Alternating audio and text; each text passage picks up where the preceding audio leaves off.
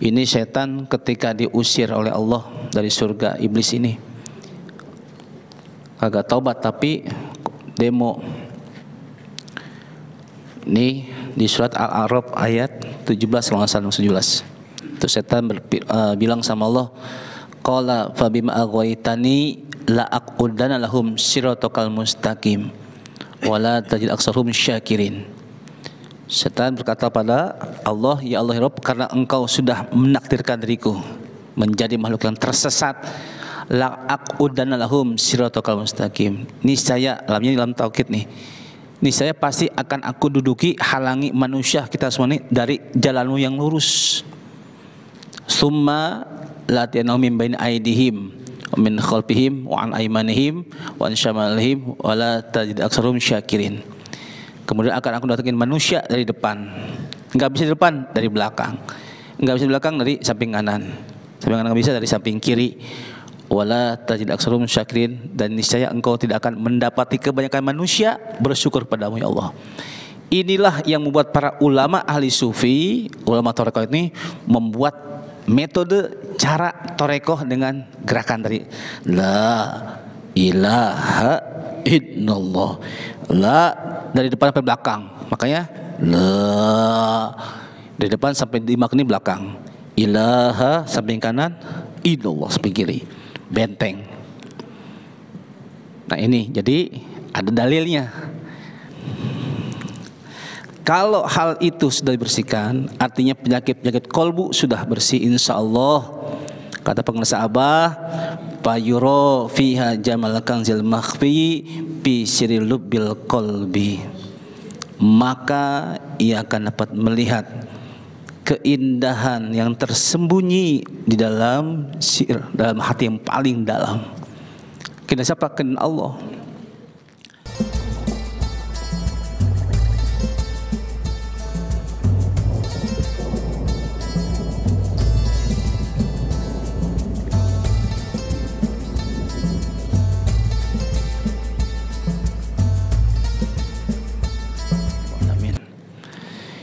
Alhamdulillah, Pak Ibu semuanya, pada kesempatan mohon penuh barokah ini di malam ke-23 ini, ya insyaallah kita sama-sama coba menggali buah pikiran, buah karya agung guru kita penguasa Abah melalui kitab beliau yang memang kecil tipis tapi masya Allah tipisnya kitab beliau ini adalah perpaduan kumpulan berbagai macam kitab-kitab besar para ulama agung. Ya, kitab Sirul Asror ada, Tanwirul Qulub ada, ya, Puidatul Robani ada, semuanya. Ini kitab Miftahul Sudur. Ini sebenarnya kitab ini harus dimiliki oleh para ikhwan. Ya, kalau nggak punya yang botaknya, yang gondrongnya, yang terjemah juga boleh. Kenapa? Karena di sini ternyata banyak sekali kunci-kunci untuk ikhwan itu lebih paham, sehingga tidak berlarut-larut dalam mengetahui mengamalkan zikirnya.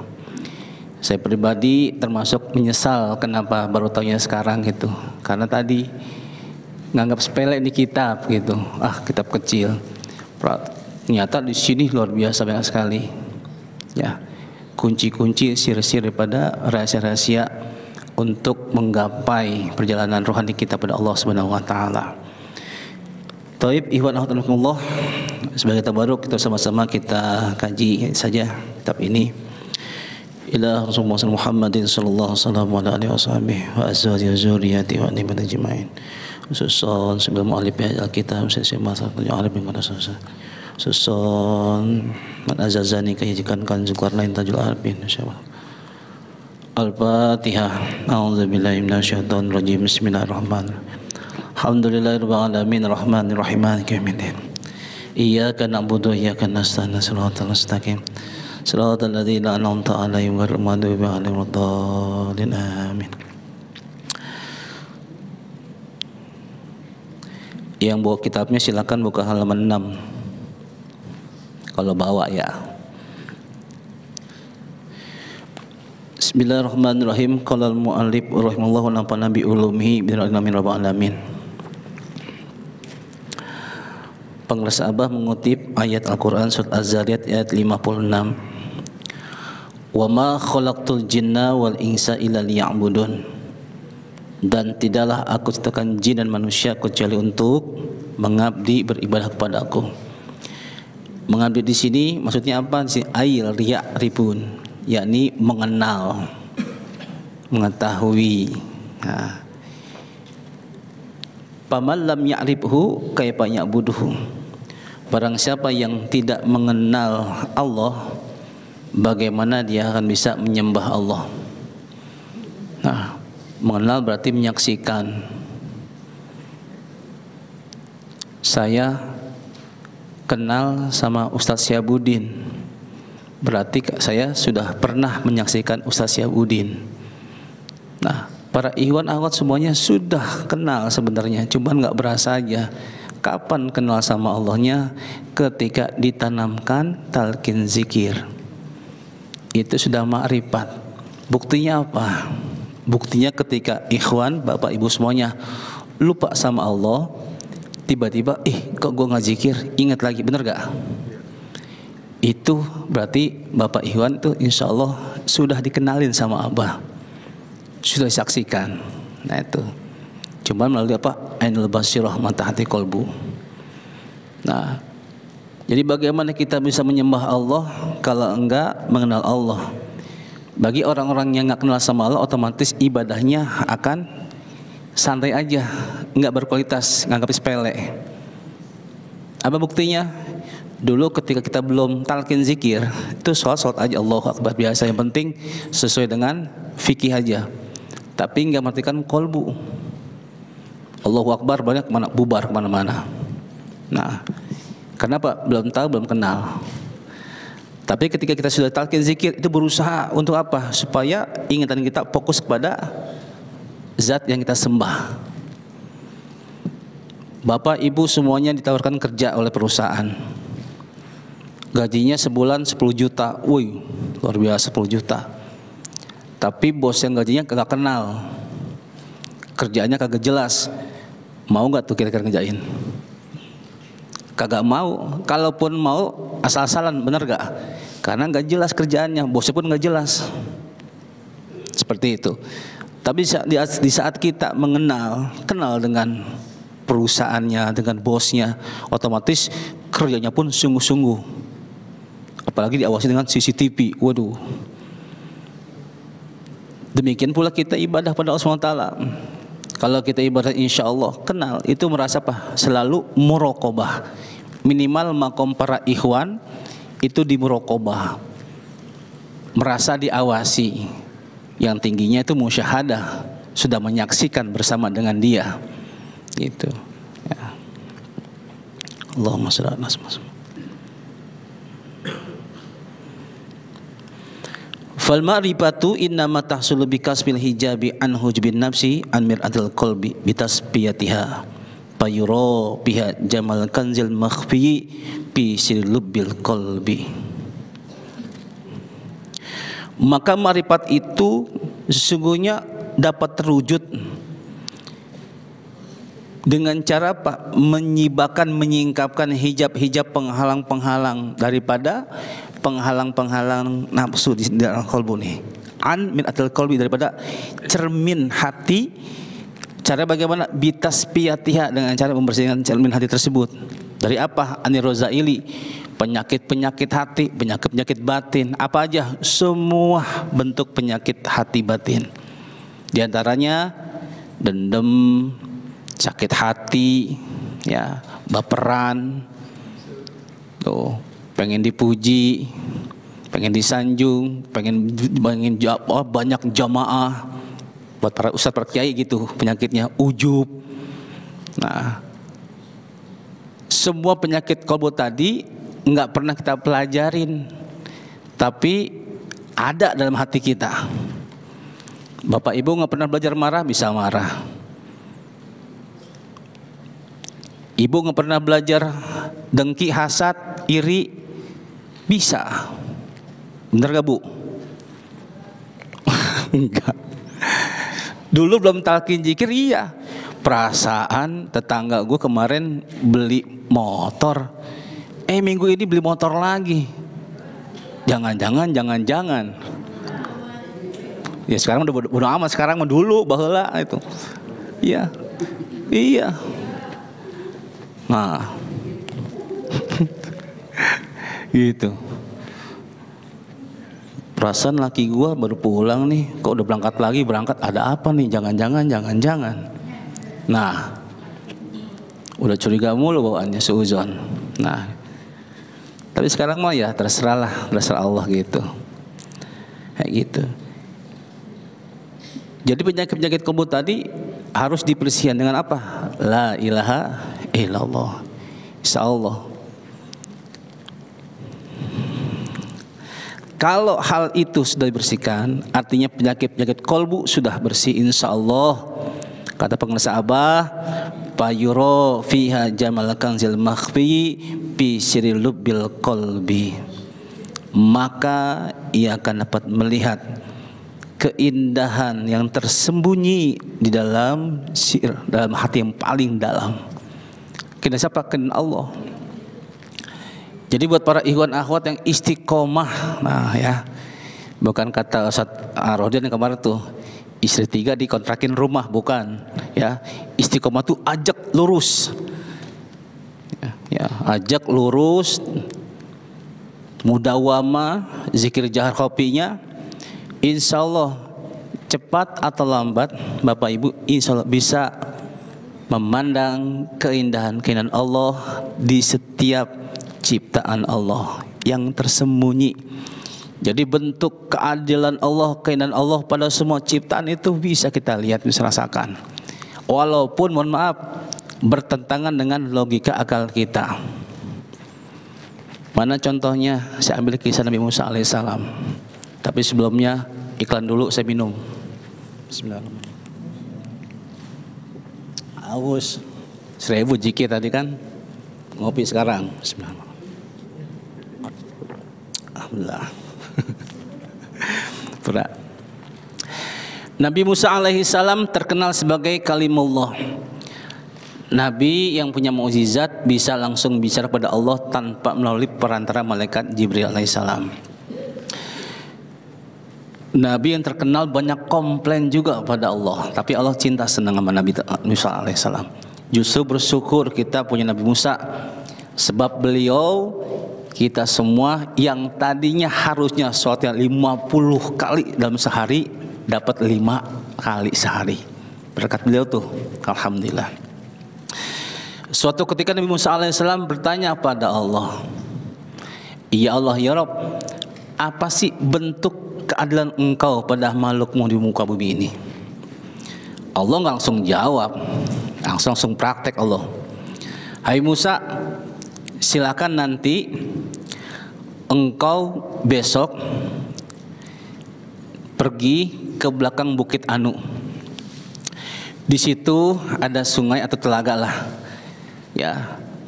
Nanti kamu ngumpet di belakang dinding batu situ. Lihat apa yang terjadi, saksikan yang terjadi, tapi ingat jangan berkata apapun, jangan berbuat apapun, lihat aja. Ya. Besok pergi Nabi Musa nih. Singkat cerita, benar ke belakang bukit itu ada sebuah sungai yang jernih, ya, telaga lah kayak gitu. Pepohonan banyak. Nah, ditunggu Nabi Musa nih ngumpet nih di belakang dinding. Enggak berapa lama datang kuda. Tok gitu. Lihat perawakannya naik kuda nih, wah, orangnya gagah, orang ada nih, ya. Turun dari kuda, ditambatkan tuh kuda, ya diikat. Nah, si penunggang kuda ini turun ke kali lah, ke telaga tadi. Maksudnya mau buang hajat segala macam lah. Nah, nggak berapa lama datang anak kecil. Ya usia sekitar 10-12 tahun lah. Gitu. Anak kecil datang melihat, ada kuda bagus. Dilihatin kudanya, ternyata di kuda itu ada apa? Ada sekantong uang isinya, kurang lebih isinya 1000 dinar. Nah, duit nih. Diambil tuh anak kecil. Itu Nabi Musa yang ngintip udah mau keluar tuh, mau ngomong. Kata Musa, cicing wae, liatin aja. Mungkin saat itu orang Sunda kali ya. Diam aja, liatin aja. Wah, apa nih maksud Allah nih? Si anak kecil kabur. Berapa menit kemudian datang orang tua dengan tergopoh-gopoh datang bawa tongkat, matanya buta. Istirahat pun dekat telaga itu. Dia nggak tahu nama buta, Pak. Nggak tahu ada kuda gimana, duduk gitu. Selesai dia duduk tuh orang tua buta itu datang, keluar tuh yang penunggang tunggal tadi dari kali, dari telaga tadi keluar langsung. Wah, ada orang nih. Tengah hutan kayak begini ada orang. Jangan-jangan ada sujon nih. Dilihat di kuda nih. Dilihat, dicek, bener. Uang dia satu kantong raib, hilang entah kemana. Pasti bapak, ibu sama orang tuh pasti ngomong sama, nuduh si orang tua tadi.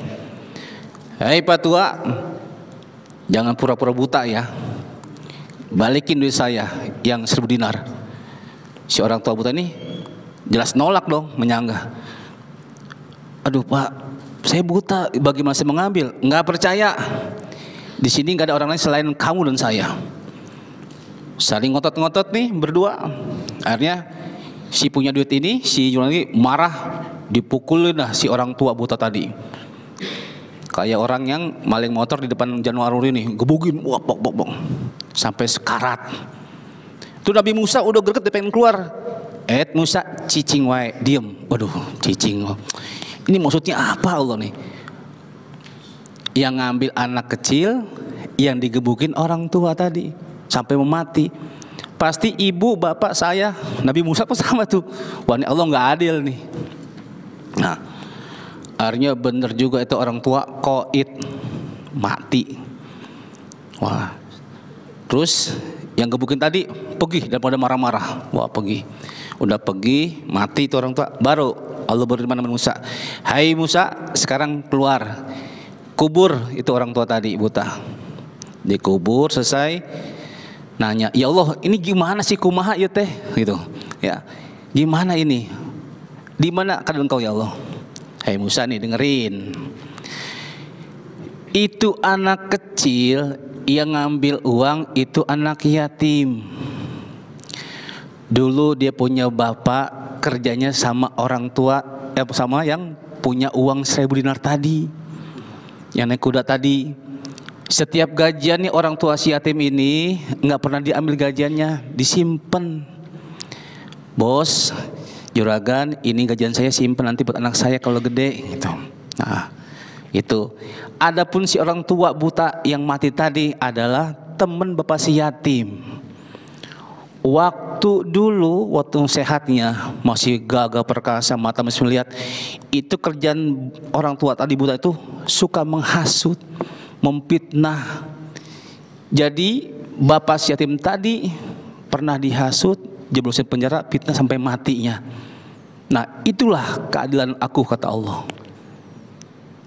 Oh, gitu Nabi Musa tinggal. Oh, gitu.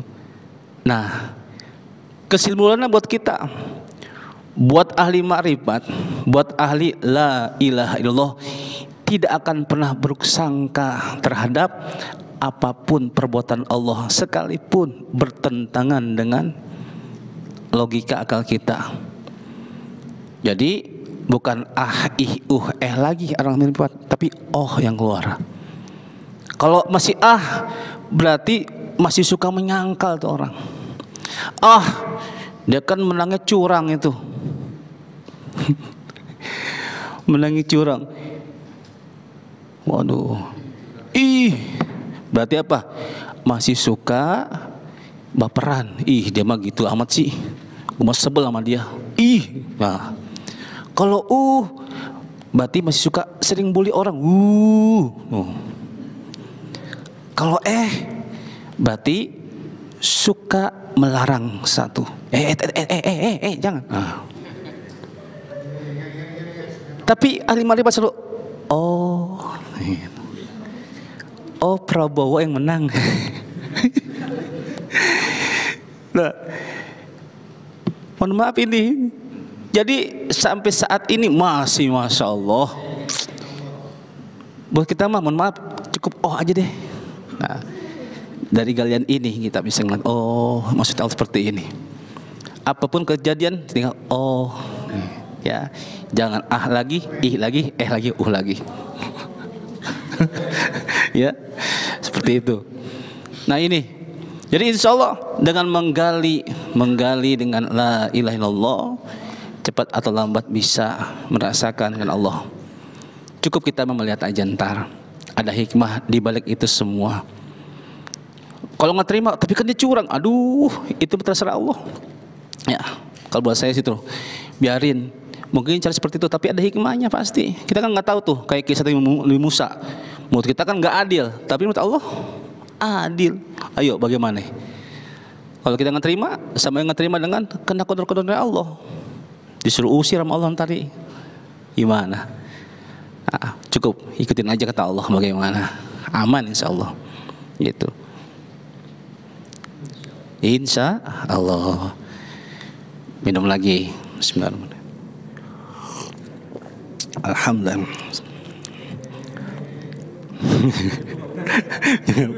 Itu nggak boleh. Kalau minum ngopi nggak boleh mas.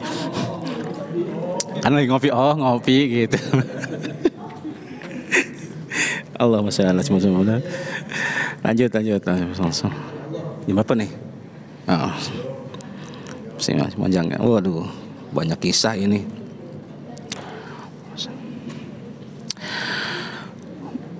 Mana dalilnya? Kalau Allah Ta'ala fi hadis qudsi, Allah Ta'ala berfirman dalam hadis qudsi, kuntu kanzan makhfiyan fa'ahbabtu an u'rafa fa khalaqtul khalqa likai u'rafa. Aku adalah perbendaharaan tersembunyi, fa'ahbabtu an u'rafa, maka aku senang untuk dikenal, maka aku suka untuk dikenal. Fa khalaqtul khalqa likai u'rafa, maka aku ciptakan makhluk agar aku dikenal. Berarti memang kita nih sebagai makhluk ciptaan Allah nih pengen Allah dikenal sama kita. Dan saya yakin Bapak Ibu semuanya kalau sampai mohon maaf menjelang tuanya enggak kenal sama Allah, Allah pasti akan negur dengan berbagai cara. Ya, supaya apa? Supaya kita kenal sama Allah. Kisah lagi. Tapi ini masih sebuah silok aja ya. Umpamanya siapa nih, saya ambil contoh nih. Nah, Bang Aldo ya, Bang Aldo. Bang Aldo ini diangkat sebagai mandor di sebuah perusahaan besar. Wah. Nah, itu kerjaan dia membawahi ratusan orang di proyek-proyek tuh, ya. Ini bos selalu ngawasin di atas proyek itu. Suatu ketika bos manggil Bang Aldo nih, teriak manggil, Aldo. Tapi Bang Aldo santai aja, nggak dengar tuh. Padahal bos manggil, dipanggil, emang udah denger. Gue timpah nih, pakai apa? Pakai duit 1 gepok, lempar, terus jatuh tuh uang depannya. Duit diambil tuh duit. Wah lumayan, gak ada yang punya nih, masukin kantong. Padahal tuh yang lempar ada bosnya. Supaya apa? Supaya Bang Aldo ngelihat ke atas gitu, ada yang ngelempar di atas. Nah, dilempar uang nggak nengok, dipanggil nggak nengok, pakai pengeras suara nggak nengok. Lama-lama bos kesel gak kira-kira? Kesel ya manusiawi. Akhirnya bos ngelempar Bang Aldo dengan apa? Lempar juga, tapi pakai duit logaman 1000-an. Pas kena palanya, petak, ngeliat, wah bos maaf. Nah, dari cerita ini, mohon maaf, ketika Bapak Ibu saya dikasih jaya sama Allah, dikasih kenikmatan sama Allah, tapi lupa sama Allah, akhirnya suatu saat kenikmatan itu dicabut paksa sama Allah, dikasih kesengsaraan, banyak utang lah, banyak yang nguber lah, macam-macam permasalahan. Akhirnya baru kita lari, ya Allah, mohon maaf, hampura ya. Itu. Ini sebagai suatu kiasan aja. Giliran senangnya lupa sama Allah, giliran susah ingat sama Allah. Tapi ada bagusnya daripada nggak ingat sama sekali. Udah dikasih susah, masih aja nyalain Allah. Ya Allah, nggak adil banget sih nih. Wah, itu lebih parah lagi kalau gitu. Itu masih mending orang itu sadar, gitu. Kembali kepada Allah. Jadi apapun masalah kita, tujuan apa? Supaya kita kenal sama Allah. Allah yang segala-galanya. Ntar terusin dulu nih. Berikutnya ada cerita lagi. Allahumma shalli ala Muhammad. Falihaza tabayyana innallaha khalaqal insana lima'rifatihi. Oleh karena itu jelas sudah sesungguhnya Allah menciptakan manusia agar apa? Lima'rifati, agar manusia itu mengenalnya, mengenal Allah Subhanahu wa taala. Nah, bal ma'rifatu ala nau'aini, ma'rifatu sifatillahi wa ma'rifatu zatihi. Ma'rifat itu ada dua macam, ma'rifat sifat Allah, kedua ma'rifat zat Allah. Ma'rifatu sifati takunu hazal jismi bidaraini. Adapun ma'rifat sifat itu menjadikan bagian buat jasad dalam dua negeri, ya, dunia akhirat. Wa ma'rifat zat menjadikan bagian ruh qudsi kita hanya untuk akhirat. Kama qala Allah Ta'ala, sebagaimana firman Allah Ta'ala, wujuhu yawma idzin nazirah ila rabbiha nazirah. Pada hari itu wajah orang yang beriman berseri kepada Tuhannya, mereka memandang Allah, melihatnya. Jadi sebenarnya memandang Allah, melihat Allah itu tidak hanya nanti ke akhirat, di dunia pun bisa memandang Allah. Cuma tadi memandangnya dengan cara apa? Dengan ainul basirah, mata hati, baru bisa memandang Allah. Dengan tadi digalinya dengan kalimat la ilaha illallah, zikir khofi, insya Allah paham, mengerti. Emang proses semuanya tahunan. Tapi kalau yang emang dia mujahidin luar biasa, insya Allah nggak perlu tahunan, ya. Oh, seperti itu, ya.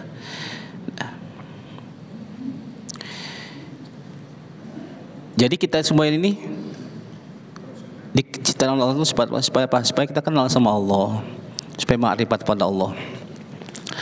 Dalam kitab yang lain, Allah menciptakan makhluknya itu ada tiga golongan ma'rifatnya. Pertama, ma'rifatnya orang awam. Ma'rifatnya orang itu, ma'rifatnya orang-orang yang hanya kenal saja, ya, kenal saja tanpa harus mengetahui lebih jelas lagi. Orang semacam ini sebutnya enggak punya la aql lahum, enggak punya akal kalau kata para ulama sufi. Kenapa demikian? Karenanya mengandalkan yang dia cintai aja siapa nih. Contohnya apa? Kayak gini. Ini Ustadz Andika, juragan kambing. Nah, punya kambing di Garut, ratusan kambingnya, dombanya. Dititipin sama Ustadz Syiabudin kambingnya. Jadi yang ngurusin sehari-hari Ustadz Syiabudin kambingnya, dombanya. Itu kambing dikunjungin sama yang punya. Siapa yang punyanya? Ustadz Andika sebenarnya kan. Nah, datang nih Ustadz Andika nih. Wah, keren, dandannya keren, mobilnya pun Lamborghini, amin. Karena ikut ya kalau itu punya ya. Oh, naik mobil Lamborghini, wah, pakai jas, keren banget deh. Nah, itu kambing, itu domba, lihat Ustadz Andika, cicing wae, diam aja kambing. Padahal yang punya Ustadz Andika. Ustadz Andika ini menemuin Ustadz Syiabudin, wah ini kambing kok pada diam semua ya, apa sakit atau gimana gitu. Pas Ustadz Syiabudin datang nih, padahal pakaiannya biasa aja tuh, cumpang camping lagi buatnya, maaf Ustadz ya gitu. Tapi bawa rumput nih, bawa rumput, itu kambing domba pada teriak, semuanya, wah nyambung tuh. Nah, sama Ustadz Syihab yang bukan pemiliknya itu kambing ngenalin, langsung. Yang punya Ustadz Andika malah diam aja. Padahal kalau Ustadz Andika itu kambing sembelih jadi. Nah, ini apa nih sini maknanya? Buat orang-orang yang hanya kenal kepada orang yang kasih sama dia, yang bikin orang tentram sama dia kenal, berarti sama aja kayak kambing, nggak punya akal. Dia pengennya nyaman aja, gitu. Kalau umpamanya orang itu mau ibadah sama Allah, pasti ada tujuan maksudnya. Karena pengen kesebut ataupun pengen dipilih jadi caleg segala macam. Nah, gitu. Ya, jadi semua sekarang nih. Nah, seperti itu. Jadi ibadahnya ada maksud tertentu, ada dia pengen dipuji. Nggak beda dengan orang kambing tadi. Nah, yang kedua, marifatnya orang yang sudah kenal tapi akalnya sakit. Aklun lahum sakum, ya. Lahum aklun sakim. Nah, jadi bagi mereka tuh akalnya sakit. Ini orang ini sudah kenal sama Allah, sudah ibadahnya bagus, tepat waktu, puasanya rajin, tahajudnya rajin, duhanya rajin. Tapi mohon maaf, semuanya ada pamrih, gitu. Tahajudnya pengen supaya lancar proyeknya, duhanya supaya rezekinya lancar, puasa Daudnya itu supaya jodohnya deket. Jadi semuanya ada tujuan tertentu. Maka di sini kata para ulama sufi, bagi orang ini adalah akalnya sakit, gitu. Yang benar bagaimana? Yang ketiga, Allah menciptakan manusia ini lahum aklun salim, akalnya sehat. Dia ini enggak hanya mau ibadah tapi pengen tahu nih siapa sih yang selama ini baik sama dia, sayang sama dia. Contohnya gini,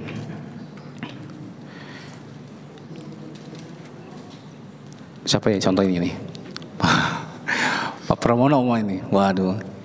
Setiap hari Pak Pramono buka pintu rumah, cekreng, dilihat ada sembako di rumah, pintu rumah tuh. Depan rumah ada sembako, isinya ada duit, pokoknya macam-macam lah.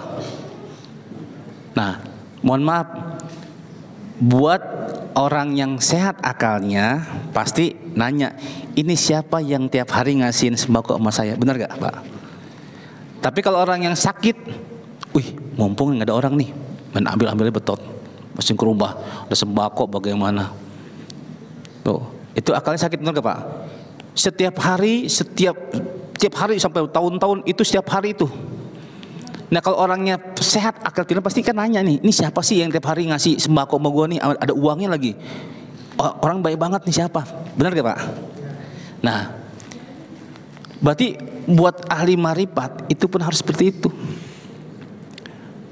Kita harus tahu siapa selama ini yang baik sayang sama kita, yang cintai sama kita, yaitu Allah.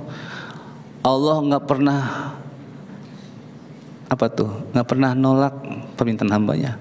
Kita nggak pernah minta, Allah ngasih. Allah ngasih napas gratis, ngasih oksigen gratis. Kita nggak pernah minta Pak, gitu. Tuh, kita terlahir daripada kaum muslim, dia beriman, alhamdulillah. Disembah nggak disembah, Allah ngasih. Tuh, Allah SWT. Berarti para orang-orang yang sufi ini, orang ahli marifat harus tahu siapa yang selama ini kasih sama kita nih, nggak pernah kasih, yaitu Allah. Nah, jadi harus terus kenalin dia. Nah, kayak gitu. Kalau udah kenal sama siapa yang sayang sama kita, yang cinta sama kita, tentu ibadah pun insya Allah semakin semangat, semakin rajin, semakin tahu tujuannya bagaimana. Berarti ibadah kita sama ini harus ilahi anta maksudi. Tanpa diminta aja Allah ngasih, apalagi diminta. Nah, gitu. Allahumma shalli ala Muhammad.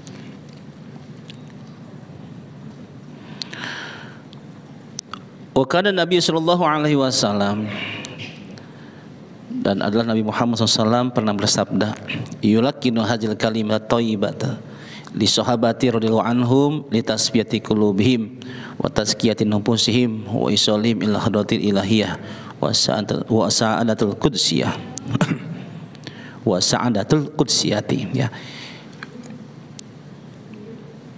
Nabi Muhammad SAW mentalkinkan kalimat thayyibah ini, kalimat la ilaha illallah ini, li sahabati radhiyallahu anhum, kepada para sahabat, semoga Allah meridhai mereka semua. Tujuan apa? Agar litasfiyati qulubihim, agar para sahabat, kita semuanya talkin ini insya Allah bersih hati-hati kita. Wa tazkiyati nufusihim, jiwa kita pun dibersihkan oleh Allah, suci. Wa isolihim ila hadratil ilahiyah, dan juga untuk mengusulkan, menyampaikan ruh kita pada Allah SWT. Wa sadatil qudsiyati, dan juga akan memperoleh kebahagiaan yang suci. Dengan apa? Senantiasa musyahadah pada Allah. Jasadnya di bumi, tapi ruhnya udah bolak-balik ke langit. Nah, jadi insya Allah perjumpaan kepada Allah sangat dirindukan, sangat dinantikan buat orang seperti ini. Dan dia nggak akan pernah takut, kapan mati pun siap. Hari ini siapa, Bu? Benar, siap. Mbak Alimatu insya Allah tunggu kenantian, ridho, ya, rindu sangat. Wa an Ali bin Abi Thalib karramallahu wajhah, dari sahabat Ali bin Abi Thalib karramallahu wajhah, semoga Allah memuliakan wajahnya. Nah, di antara sahabat Nabi yang paling khusus nih Sayyidina Ali, gelarnya karramallahu wajhah, yang lain radhiyallahu anhu. Ini ada dua versi, ya, pendapat. Yang pertama, Sayyidina Ali ini dapat gelar itu karena sejak kecil itu kagak pernah nyembah berhala, dapat gelarnya makanya seperti itu. Kalau Umar kan nyembah, Sayyidina Ali nggak pernah gitu berhala. Yang kedua versinya, sahabat Ali ini kagak pernah dari kecil sampai besar sampai wafatnya melihat kemaluannya, nggak pernah ngelihat. Kalau kita kan tiap hari kita pelototin, ya kan, tenggatin, lulus lagi, ya. Tuh Sayyidina Ali enggak seperti itu, ya. Annahu qala, bahwasanya yang berkata, sami'tu Sayyidul Khalaiki Muhammadin sallallahu alaihi wasallam yaqul, aku mendengar penghulunya para makhluk, yakni Nabi Muhammad sallallahu alaihi wasallam, ya, berkata, Sayyidul Malaikati alaihi salam, bahwasanya penghulunya para malaikat, yakni malaikat Jibril alaihi salam, berkata, manazaltu bi kalimatin a'zama min kalimati la ilaha illallah. Tidaklah aku turun ke bumi ini menurut Rasul nih dengan bawa kalimat yang paling agung daripada kalimat la ilaha illallah. Kenapa? Sebab wa biha qamatis samawati wal ard, dengan kalimat la ilaha illallah tegak berdiri langit dan bumi, wal jibali, gunung-gunung, wasyajari, pepohonan, wal bari wal bahri, daratan lautan terbentuk sebab kalimat itu. Ala, ingatlah, wahia kalimatun najah, kalimat itu pun disebut dengan kalimat najah, keselamatan. Wahia kalimatul ulia, dan juga disebutnya kalimat yang tinggi. Tuh, jadi nama lain kalimat la ilaha illallah itu kalimat najah, selamat pokoknya insya Allah. Siapa yang mengamalkan kalimat itu selamat insya Allah pasti, ya. Wa fi hadisin akhar, dan hadis yang lain, wahia kalimat tauhid, ya, kalimat tauhid. Wahia kalimatul ikhlas, dan ini kalimat ikhlas. Dari apa?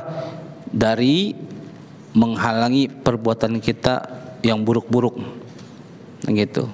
Dan kita istiqomah zikir la ilaha illallah, zikir khofi, itu insya Allah tuh berbuat buruk kayaknya dihalangi sama Allah, dicegah. Ada aja yang bukan hak kamu, itu haram, bukan bagian kamu. Nah, kayak gitu. Oh, nanti gitu, ya. Wahia kalimat taqwa, Disebut juga kalimat takwa. Wahya kalimat thayyibah, disebut juga kalimat yang baik. Wahya kalimat da'watul haq, menyeru pada kebaikan. Wahya urwatul wusqa, dan juga kalimat yang apa sebutnya tali yang kuat, hubungan antara hamba dengan makhluk, dengan Allah dan Khalik, ya. Wasamanul jannah, dan juga sebutnya sebagai harga surga, ya. Jadi siapa orang yang mengucapkan kalimat la ilaha illallah hayatnya pasti masuk surga, kayak gitu. Insyaallah, insyaallah. Jam berapa nih? Masih ya? Lanjut. Kalau Nabi Shallallahu Alaihi Wasallam telah bersabda Muhammad Shallallahu Alaihi Wasallam, jadidu imanakum, perbaharunilah oleh kalian iman kalian. Qalu, sahabat bertanya, kaifa nujadidu imanan ya Rasulullah, bagaimana kami memperbaharui iman kami ya Rasulullah? Qala, berkata Nabi, bikasrati qauli la ilaha illallah, dengan cara memperbanyak ucapan la ilaha illallah. Otomatis insya Allah pasti itu akan memperbaharui iman kita, ya.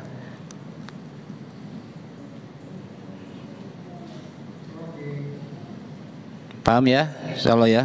Nah, sip.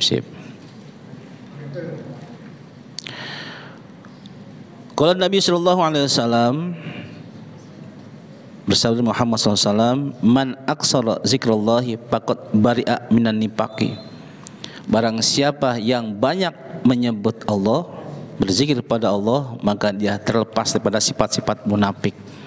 Ini salah satu keutamaan lagi yang paling mendasar, karena sifat munafik ini aduh masya Allah ngeri sekali, ancamannya pun kerak neraka yang paling dasar.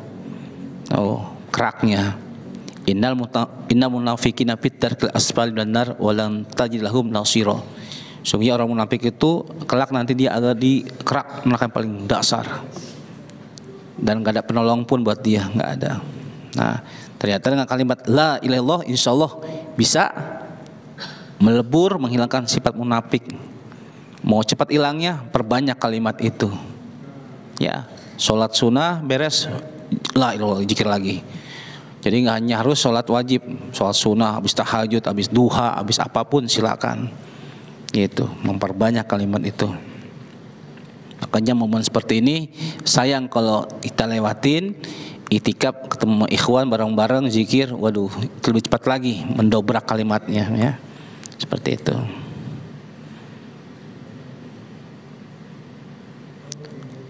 Qala Nabi sallallahu alaihi wasallam, zikrullah alamul iman. Nah, bersabda Muhammad sallallahu alaihi wasallam, zikrullah, zikir pada Allah, ciri tanda kuatnya iman seorang. Tuh.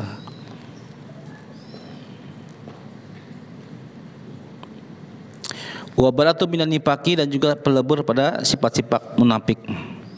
Wa hisnu minasyaitani, dan juga sebagai perisai daripada godaan-godaan setan. Wa hirju minan niron, dan juga sebagai perisai pada api-api neraka. Wa hisnu, benteng juga bisa sebut, benteng pada godaan setan. Nah, ini setan ketika diusir oleh Allah dari surga, iblis ini kagak taubat tapi demo. Ini di surat Al-A'raf ayat 17 kalau nggak salah 17. Itu setan bilang sama Allah, qala fa bima aghwaytani la aqudanna lahum siratal mustaqim wa la tajid aktsarhum syakirin. Setan berkata pada Allah, ya Allah ya Rabb, karena engkau sudah menakdirkan diriku menjadi makhluk yang tersesat, la aqudanna lahum siratal mustaqim. Niscaya, lamnya dalam taukid nih, niscaya pasti akan aku duduki, halangi manusia kita semua ini dari jalanmu yang lurus. Summa latiyanahum min baini aydihim wa min khalfihim wa an aymanihim wa an syamalihim wa la tajid aktsarhum syakirin. Kemudian akan aku datangin manusia dari depan. Enggak bisa di depan, dari belakang. Enggak bisa di belakang, dari samping kanan. Samping kanan enggak bisa, dari samping kiri. Wala tajid aksarum syakirin, dan niscaya engkau tidak akan mendapati kebanyakan manusia bersyukur padamu ya Allah. inilah yang membuat para ulama ahli sufi, ulama tarekat ini membuat metode cara tarekat dengan gerakan tadi, la ilaha illallah, la dari depan sampai belakang, makanya la dari depan sampai dimakni belakang, ilaha samping kanan, illallah samping kiri, benteng. Nah ini jadi ada dalilnya. Makanya harus benar-benar kita nggak usah malu-malu, nggak usah, biarin aja. Untuk gua kalau zikir di rumah bagaimana, biarin aja. Kalau malu, habis selesai sholat berjamaah di masjid, zikir balik di rumah aja nggak apa-apa, balik. Nah kalau saya mah standby di masjid nggak apa, supaya apa? Sambil dakwah biru. Karena pernah jadi seperti itu, alhamdulillah. Asik zikir, tiba-tiba selesai zikir, ada pemuda datang, nggak kenal saya. Kang, kayaknya zikir enak banget deh. Belajar di mana? Ajarin dong. Saya nggak bisa ngajarin. Kalau mau ke Rawamangun aja sini, talkin zikir. Alhamdulillah talkin. Nah itu sebetulnya dakwah biru, gitu. Nah, dan zikir aja insya Allah seperti itu. Nah, ini menurut Imam Syafi'i Al-Balkhi dalam tafsir Munir jilid 3 kalau nggak salah nih. Tafsir Munir itu beliau Imam Syafi'i ini salah satu murid daripada Ibrahim bin Adam, guru dari Imam Hatim Al-Som, wali lebih besar ini, Tafsir Munir ya. Benar Ustaz ya? Imam Syafi'i muridnya Ibrahim Adam, no. Gurunya Imam Hatim Al-Som. Tuh. Beliau ini menafsirkan ayat ini, adapun godaan iblis dari depan itu apa? Itu iblis besar pasukan apa? Membisikkan manusia agar apa? Agar gampang berbuat dosa, mudah melakukan perbuatan dosa dengan anggapan Allah itu maha penerima taubat. Bener sih ngomongnya. Udah cuma dosa kecil ini tinggal istighfar beres. Iblis tuh ngomong gitu tuh. Nah, jadi gampang berbuat dosa dengan anggapan Allah maha pengampun, tinggal istighfar beres. Ya betul sih. Tapi tadi nauzubillah, kalau kita berpikir pas berbuat dosa ajal di situ. Apa bisa kita taubat? Agak bisa. Oh kagak mempan karena la ilaha illallah. Di depan ngedemat nih. Belakang dia. Dari belakang menurut Imam Syafi'i ini itu iblis menamakan apa? Manusia takut miskin, takut kekurangan harta, sehingga apa? Korupsi, menipu, wah itu. Jadi ditanami rasa takut. Besok makan apa? Besok apa-apa kayak gitu. Ya. Nggak mempan karena ahli zikir ini samping sebelah kanan. Nah, ini biasanya para kiai, para ustadz nih. Kenapa? Di sini dibisikin oleh iblis supaya apa? Supaya timbul kagum dengan amal-amal solehnya, ujub akhirnya. Wih, gue mau udah talkin dong, senior lama. Ibadahnya tahajudnya rajin, duhanya rajin, puasa sunahnya rajin. Wih, makomnya tinggi kayaknya nih, wali gue kayaknya. Wih, kagum itu. Hati-hati ini. Semuanya para ikhwan termasuk kita semua insya Allah itu pasti ada di sini tuh. Nah makanya para ulama soleh dulu, para orang soleh dulu tuh menghinakan dirinya supaya apa? Nggak timbul ujub. Macam-macam caranya tuh. Ada yang habis ngajar tiba-tiba dia ngebersihin toilet murid-muridnya. Kiai-kiai sepuh yang ada di Indonesia, kiai siapa yang lupa tuh, Kiai Sanwani kalau nggak salah tuh. Beliau tuh setiap malam itu nimbain air buat masukin ke tempat wudhunya para santri setiap hari. Padahal tuh kan tugasnya santri, tapi kiai ini yang nimbain, masya Allah. Saking tawadu untuk menghinakan dirinya. Nah, nggak mempan juga karena ahli zikir dari kanan, dari kiri. ditanamkan oleh iblis, hubud dunia berlebih. Nah, cinta dunia berlebih. Kalau sudah hubud dunia, otomatis timbulnya apa? Tulul amal, panjang angan-angan.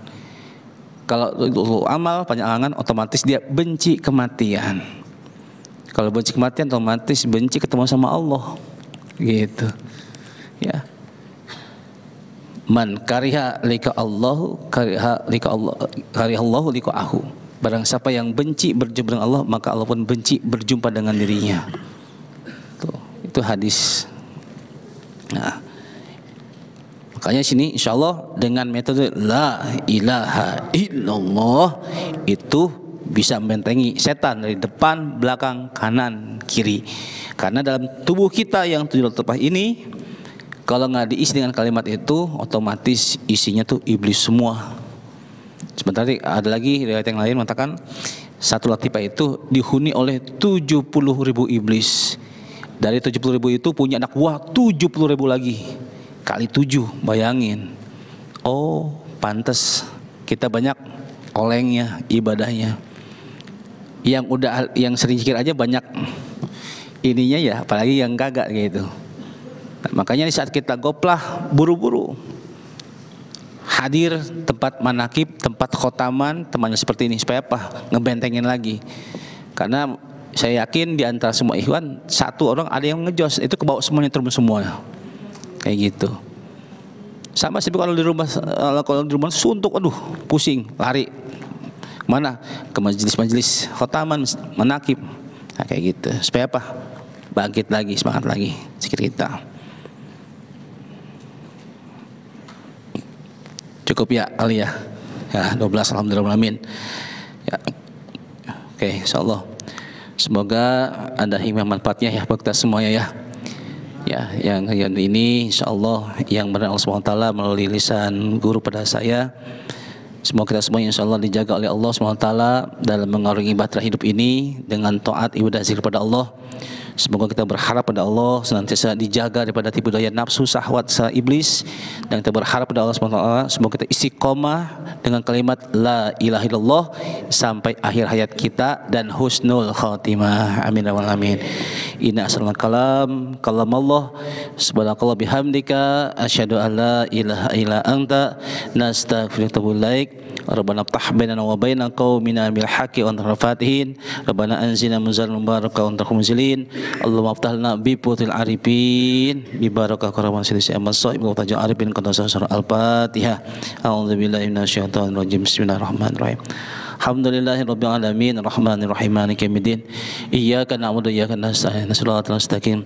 Shiratal ladzina an'amta 'alaihim ghairil maghdubi 'alaihim waladdallin. Amin. Kurang lebih maaf.